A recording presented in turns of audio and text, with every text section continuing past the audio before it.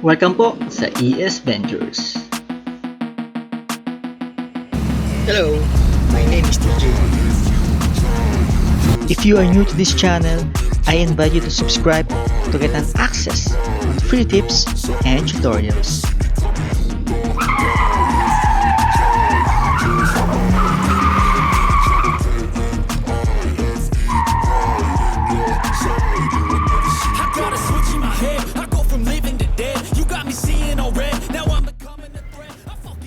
Okay, so ito pala, naubusan na ako ng washer fluid yan, o yung palinis ng salamin. So dito ko siya ilalagay. May mga tape na rin itong container tsaka yung cup niya kasi siguro matagal na rin kasi yung kotse kaya naputol na yung kanyang hinge. Parang ganoon, yung plastic lang kasi yun. So ito, naka-tape na lang para hindi mahulog. Kasi pag walang tape, pakali pa rin ng hangin kapag umaandar. So tanggalin ko muna siya para makapag-refill ako. Yan. Wait lang okay na lang. Yan. Okay. Tapos ayan.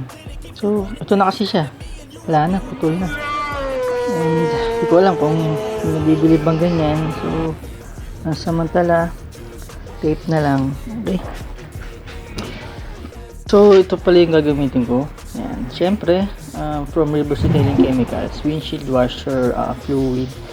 So ito yung favorite ko ng washer fluid ngayon.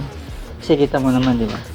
Pag bumili ka niyan, sobrang laki. 1 galon or halos 4 liters na siya. So ganyan karami, 1 year mo na yung magagamit. Ayan. And ito naman yung features niya, streak free, cleaning power. Tapos yun na rin yung ingredients. Okay. Ayan.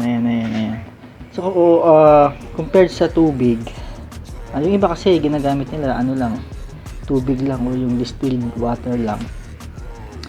Wag pala kang gagamit ng tap water kasi hard yun and puputi, dadami lang yung mga puti-puti ganyan. So mas okay itong o yung silica pala. So mas okay itong reverse windshield washer fluid, okay? Kasi very effective siya maglinis. So konti lang yung kailangan mo na ma-spray dun sa windshield, tapos wipers, ayan.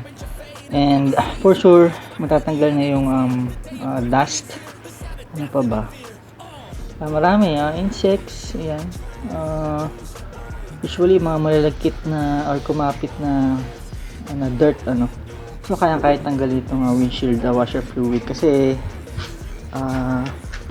para siyang panlinis talaga or sabon.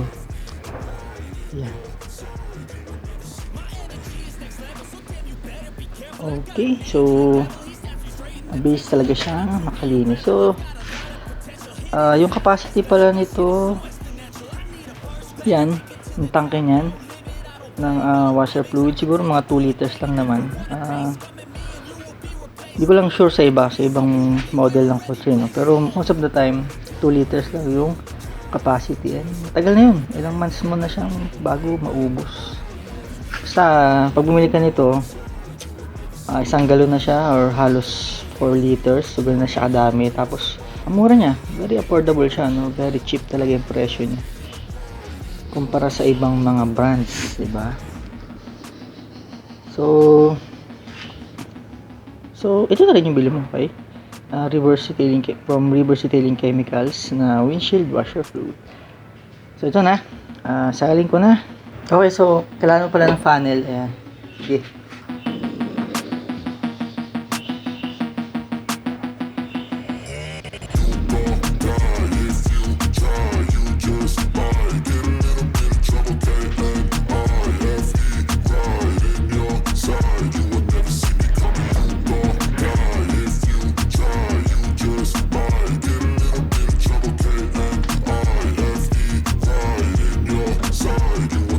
Yan, so ito na, salin ko na yung kalahati siguro. Okay, yan. So, yan. Siguro, kalahati. So,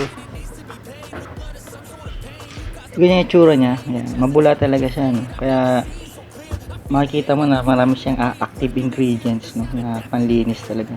Sa mga dirt, dust, etc. na marurumi. Kaya, sigurado ka na hindi ka lugi dun sa binili mong product. Kasi, for sure na nakakalinis talaga to eh. Kaya naman ito yung paulit-ulit ko na ginagamit. Ano? Yan. Babalik ko na ulit yung tape. Kasi wala na akong choice. Yan. Hindi ko alam kung may replacement bang nabibili nito. Kasi ano siya eh. Para siyang built-in. Anyway. So, lalo na kung bago yung kotse mo, no? Ito na lang yung gamitin mo, no? Once again, windshield washer fluid ng reverse detailing chemicals. Ayan. For sure, hindi kayo bibiguin ng product na to. Yun lang guys. Thank you for watching.